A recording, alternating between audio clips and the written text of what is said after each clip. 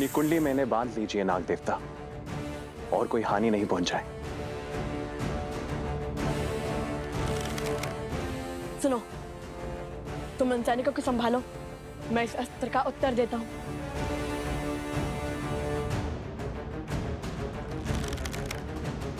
गरुड़ास्त्र, गरुड़देव हमारी रक्षा कीजिए।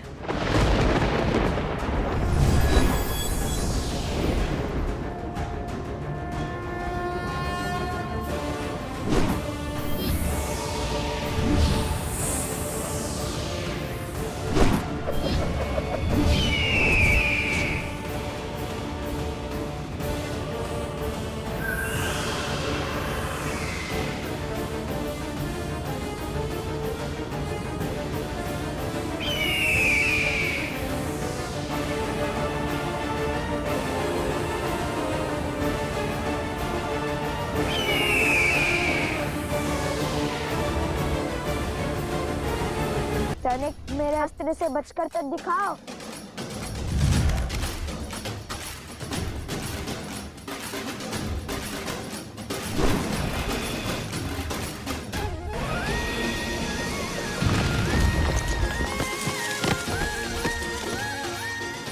अरे संभाल कर सैनिक, आगे तो देखो।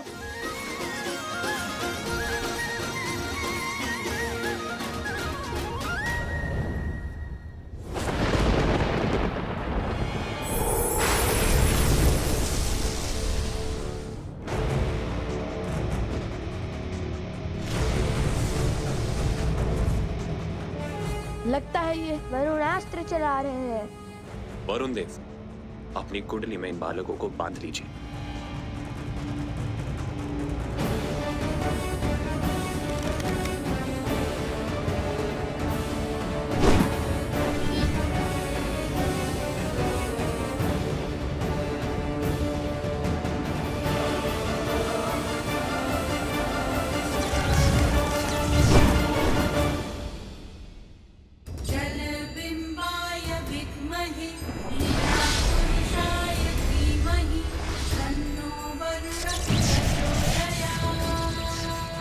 असंभव, वरुण देव इनके पक्ष में क्यों है?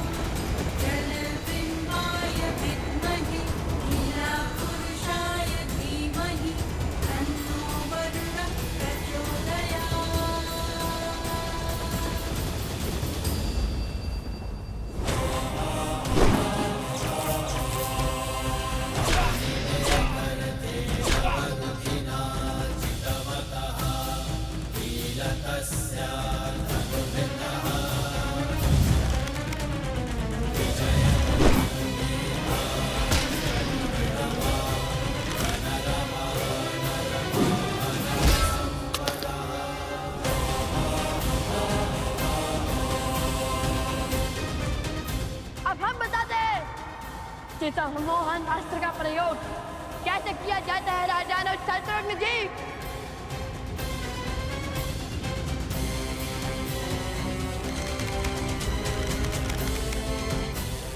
इस पराजय ने जितना संतोष मुझे दिया है, उतना आज तक मुझे किसी विजय ने नहीं दिया।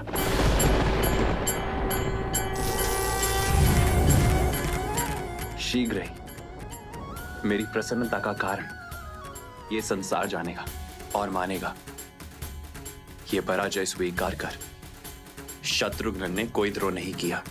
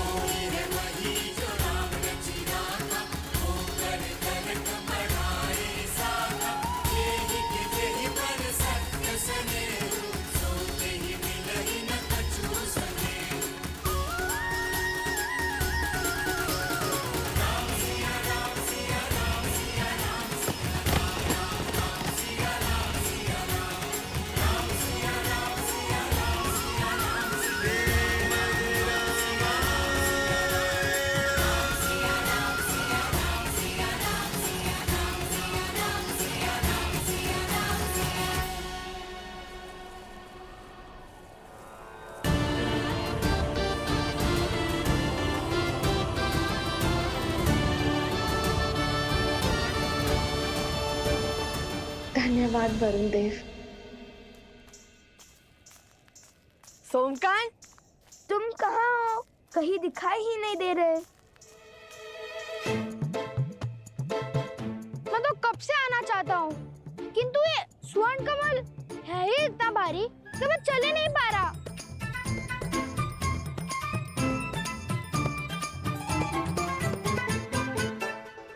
लाओ।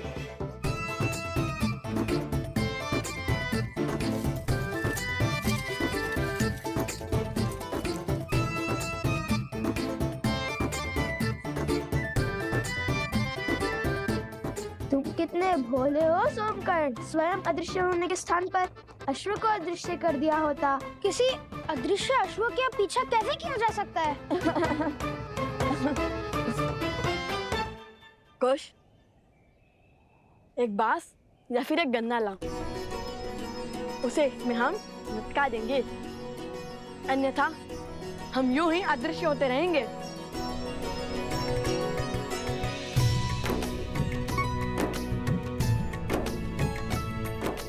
सोमकर्ण, तुमने असत्य कहा है कि हमारा राज्याभिषेक हुआ है, किंतु अब उस असत्य को सत्य बनाना होगा हमें। अयोध्या से अन्य कोई सेना आए उससे पहले हमें वो औषधि खोजनी होगी और उन गांव वालों को उनके रोगों से मुक्त कराना है। ये लीजिए भैया।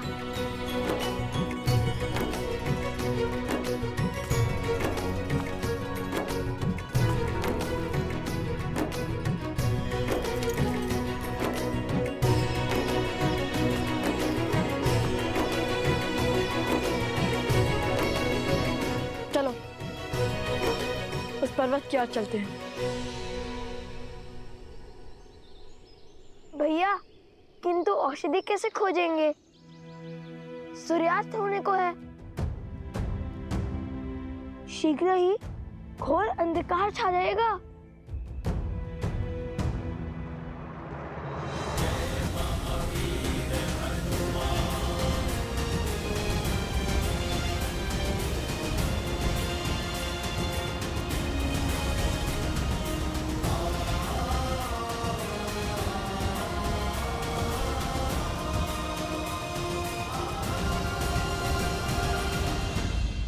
पिताश्री, शत्रुघ्न समझ चुके हैं लव कुश और कोई नहीं, श्री राम और माता सीता के पुत्र हैं और स्वयं उनके भतीजे हैं। किंतु संसार उन्हें इस निर्णय के लिए राजद्रोही क्यों कहेगा? कर्तव्य और भाव के बीच चुनाव कैसे किया जाए? क्या हृदय का कोई स्थान नहीं? प्रिय गणेश, यूं समझ लो कि कर्तव्य कलकल करते एक नदी की भांति है, जिसकी अपनी ही गति है, अपनी ही दिशा है और अपना ही एक उद्देश्य है, जिसे धर्म निर्धारित करता है। और हमारा हृदय और उसकी भावनाएं वो वायु से उत्पन्न हुई लहरों की भांति होती हैं, जो आती जाती रहते हैं, कभी स्थिर तो कभी अस्थिर। परंतु जब ये लहरें ही नदी की दिशा निर्धारित करने लगे तो नदी अपने पथ से भटक जाती है। भाव हमें अपने अधीन कर कर्तव्यों से विमुख कर देता है। हाँ पुत्र, तुम्हारी माता का कहना सर्वथा उचित है और ऐसे में कर्तव्य ही है जो हमें बल देता है। और जब हम कर्तव्य के पथ पर चलते हुए स्वयं को तन मन से संपूर्ण रूप से समर्पित कर देते हैं, तब हमें केवल सत्य के समक्ष ही नतमस्तक होने की आवश्यकता पड़ती है, क्योंकि सत्य ही धर्म है और धर्म ही है जो हमें ईश्वर से जोड़ने की शक्ति रखता है।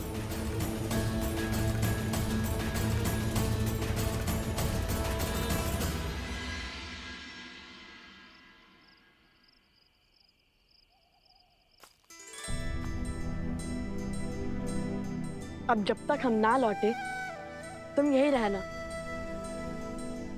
हम एक और वचन निभा कर आते हैं। उन गांव वालों की रक्षा के लिए पर्वत से औषधि लाती है।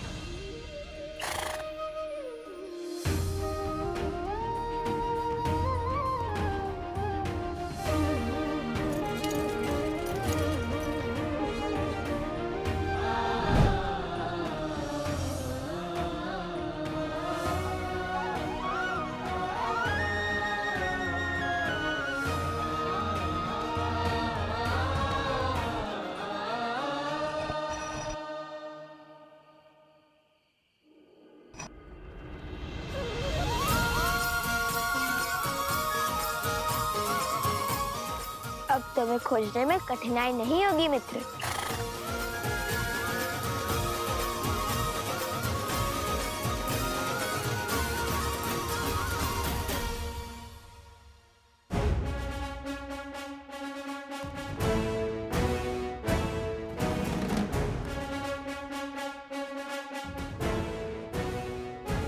भैया, गांव की रक्षा के लिए हरित ऋषि पहुंच गए होंगे और हमारी प्रतीक्षा कर रहे होंगे।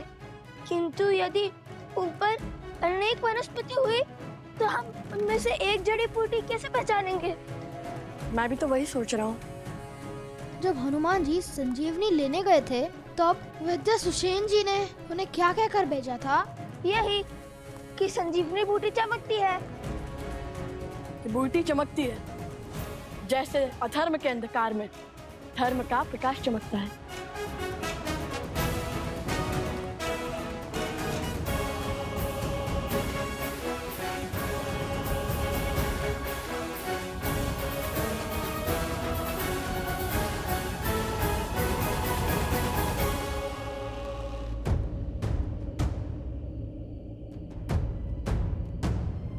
लो, यहाँ तो कई बूटी चमक रही हैं। अब कैसे ढूंढे बूटी?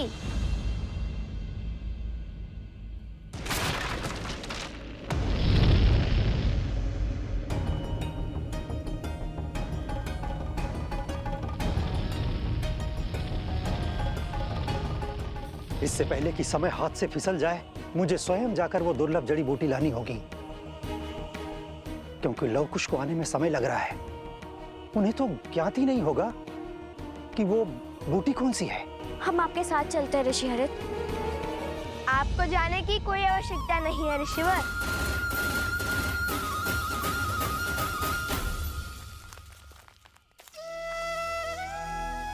लव कुश भी आ गए और आपके लिए जड़ी बूटी भी। चाहिए ना आपकी वो दुर्लभ जड़ी बूटी? हाँ, यही वो बूटी है।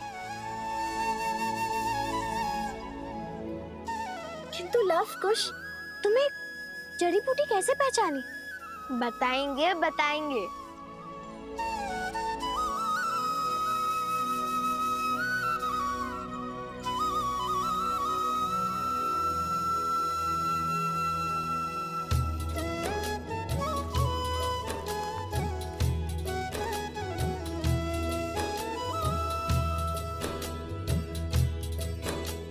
सहस्त्राक्षम शतधार वृषिव पावनम कृतम तेना सहस्त्रधारेण पवमानः पुनातु माम। सहस्त्राक्षम शतधार वृषिव पावनम कृतम तेना सहस्त्रधारेण पवमानः पुनातु माम। सहस्त्राक्षम शतधार वृषिव पावनम कृतम तेना सहस्त्रधारेण पवमानः पुनातु माम।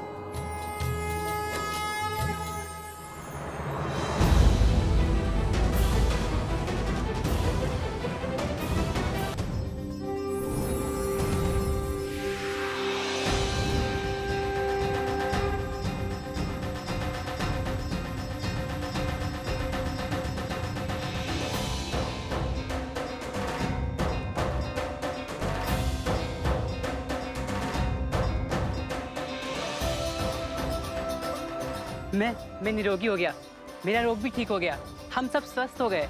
धन्यवाद ऋषिवर, आपके कारण। मेरे कारण नहीं, ये सब तो लवकुश ने किया है। धन्यवाद। आप दोनों का कोटि कोटि धन्यवाद। आप दोनों ने अपने प्राणों को संकट में डालकर हमारी सहायता की। आपका साहस और सामर्थ्य सदैव बना रहे। आप दोनों इस संसार के लिए एक उत्तम उदाहरण बन के उभरे। हम केवल मुख से ही आपको धन्यवाद कह सकते हैं, क्योंकि आपको देने के लिए हमारे पास कुछ भी नहीं है। हमें बताइए ऋषि कुमार, आपको क्या चाहिए? हम आपका कर कैसे चुकाएं? हमें कुछ भी नहीं चाहिए। हमें जो उचित लगा, जो धर्म संगत लगा, हमने बस वही किया। और मांगना क्या है वो भी हमें नहीं पता। इसलिए धन्यवाद ही बहुत है। मैं जानता हूँ क्या मांगना है।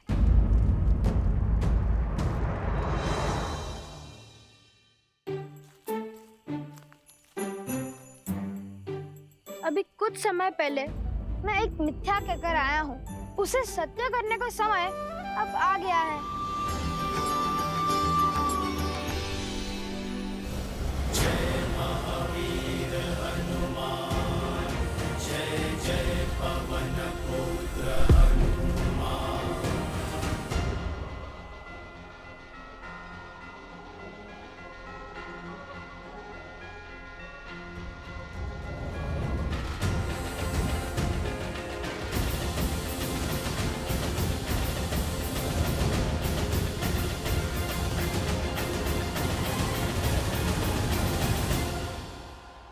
लपुस्की, लपुस्की, लपुस्की, लपुस्की, लपुस्की, लपुस्की।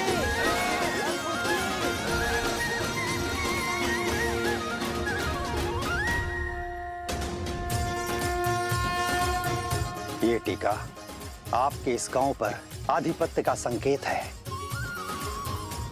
आज से आप दोनों इनके नायक, इनके राजा हुए।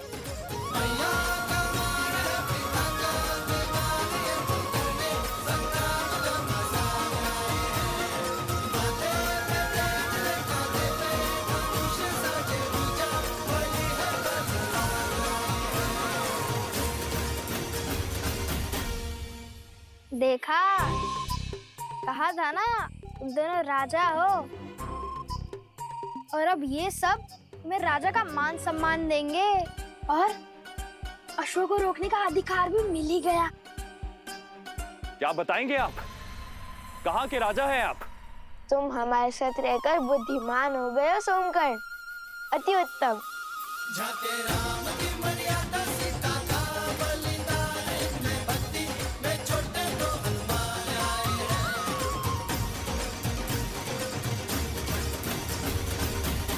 ऋषिवर, क्या आप हमें माता सीता के बारे में जानकारी दे सकते हैं? उनकी कथा, उनकी गाथा क्यों संसार से छुपी है? देवी सीता ने स्वयं को संसार से छुपाना स्वयं ही स्वीकारा है। उनकी इच्छा का सम्मान करो पुत्रों। किंतु उन्हें छुपने की क्या आवश्यकता है? वो तो निर्दोष है ना? किसने कहा कि केवल एक दोषी ही स्वयं को छुपाता है? बीज भी संसार को वृक्ष की छाल देने से पहले स्वयं को भूमि में छिपाकर रखता है। देवी सीता का अज्ञातवास भी एक आवरण है। समय आने पर उनके सत्य की छाया पूरे संसार को आशीष देगी। तो यदि हम उन्हें खोजना चाहे तो हमें कोई संकेत मिलेगा? तो कदाचित इस बार बीज को अंकुरित होने में सहायता की आवश्यकता है। देवी सीता, विधि का विधान है बच्चों, और विधान में जब जहां जिसकी आवश्यकता होती है उसके वहां पहुंचने के संकेत और मार्ग स्वयं ही बन जाते हैं।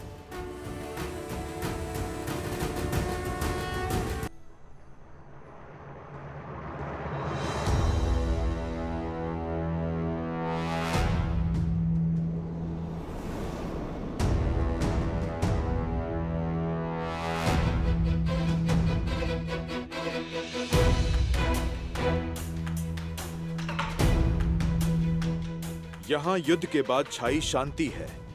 ना पशु है और ना ही पक्षी। सब भयभीत होकर छिप गए हैं, अर्थात युद्ध निकट ही घटा है।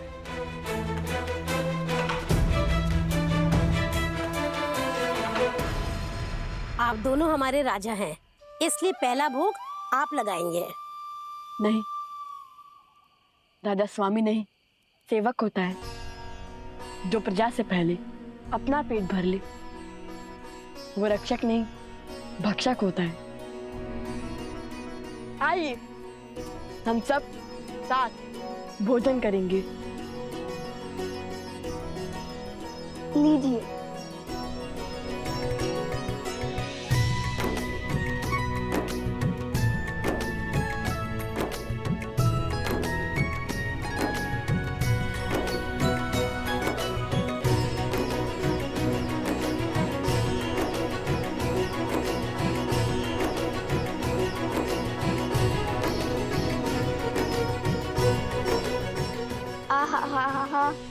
आनंद आ गया।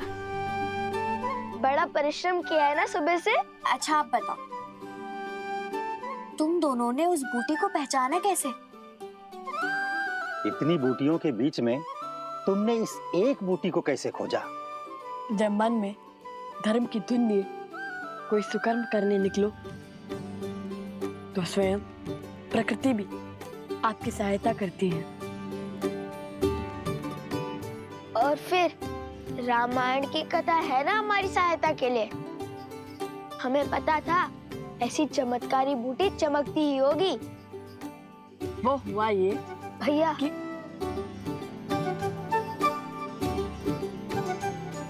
हाँ, जानता हूँ कि अपनी वीरता की कथाएं सुनाने में तुम्हें अधिक आनंद आता है, किंतु हाँ, स्मरण रहे, सत्य में कल्पना की मिलावट नहीं होनी चाहिए। मैं तो सदा सत्य ही कहता हूँ। तो हुआ ये कि हमें ज्ञात था कि बूटी अवश्य चमकेगी, किंतु जब हम वहां पहुंचे तो देखा